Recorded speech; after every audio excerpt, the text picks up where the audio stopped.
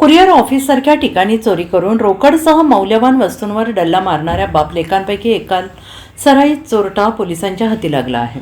वैभव बबन जाधव, वय वर्ष 25, ढोसेवाडी, मदनी वस्ती, कटफळ, तालुका बारामती असं त्याचं नाव आहे. त्याच्याकडून पोलिसांनी 1,52,000ची रोकड हस्तगत केली. त्याचे वडील बबन सर्जेराव जाधव हा पसार झालेला असल्याची माहिती स्थानिक गुन्हे अन्वेषण शाखेचे पोलीस निरीक्षक संजीव झाडे यांनी पत्रकारांना दिली आहे.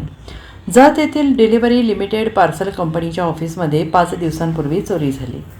या चोरीचा तपास करण्याच्या अनुषंगाने स्थानिक गुन्हे अन्वेषण शाखेचे निरीक्षक झाडे यांनी उपनिरीक्षक महादेव पवार यांच्या पथकाला सूचना दिल्या. हे पथक जत तालुक्याच्या परिसरात चोरट्यांची माहिती काढत होते आणि यावेळी पथकातील पोलीस अंमलदार सोमनाथ गुंडे आणि अमर नरळी यांना सराईत चोरटा वैभव जाधव याच्या हालचालीबाबत खात्रीशीर माहिती मिळाली.